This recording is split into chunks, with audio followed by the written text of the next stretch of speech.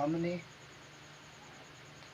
English जो है वो सीखनी है और देखना है कि हम हरूफ को किस तरह बनाएंगे। और ये सिंगल लाइन पे हमने लिखना है, जिस तरह के उर्दू लिखने के लिए हम पेपर इस्तेमाल करते हैं, बिल्कुल वही लाइनें लगाई हैं, सिंगल सिंगल लाइन है।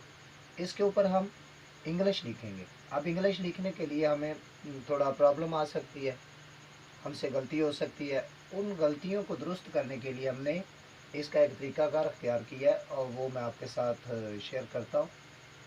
हमने सबसे पहली बात जो है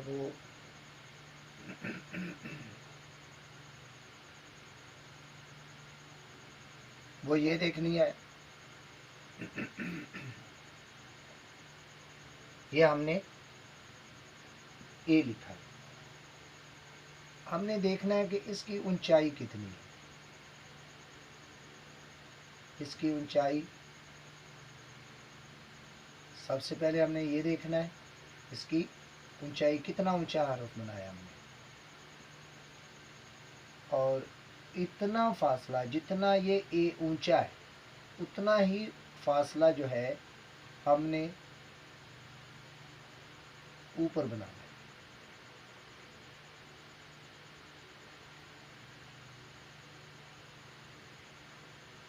ये हमारे पास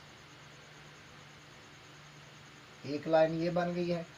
इस लाइन में ही हमने आगे हरफ जो है वो बनाने, और ऊपर की तरफ हमारा जो फासला है वो इतना बनेगा, जितना यहाँ से यहाँ तक फासला था उतना फासला हम ऊपर लेके जाएंगे, और जितना ये फासला है उतना ही फासला हमने नीचे भी छोड़ना है।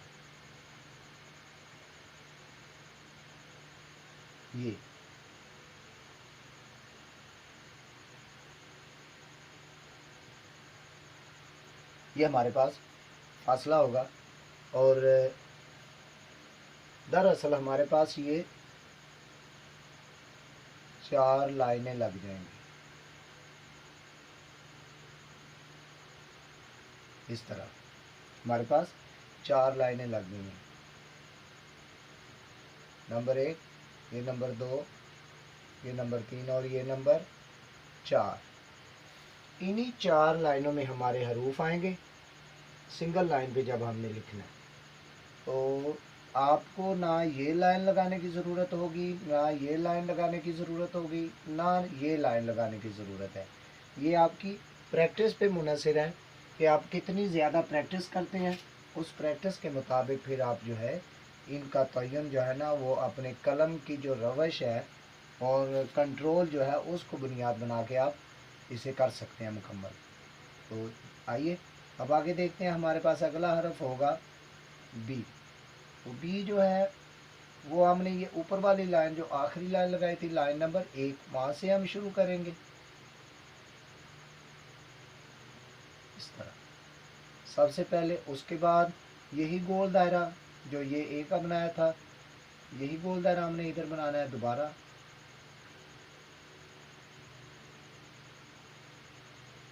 इस तरह हमारे हरफ जो है वो मुकम्मल हो जाएंगे।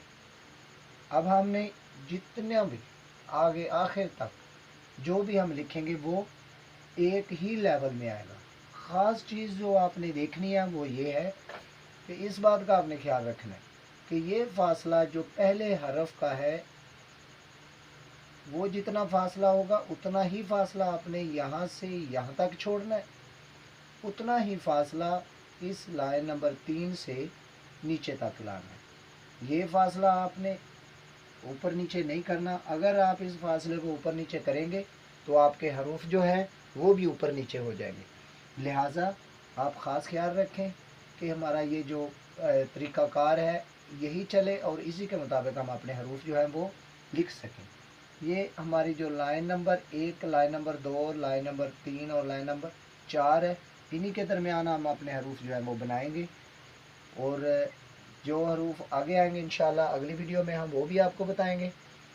तो अगर आपको हमारा चैनल अच्छा लगे और आपको सीखने के लिए बेहतरीन मालूम हो तो हमारे इस चैनल को सब्सक्राइब कर लीजिए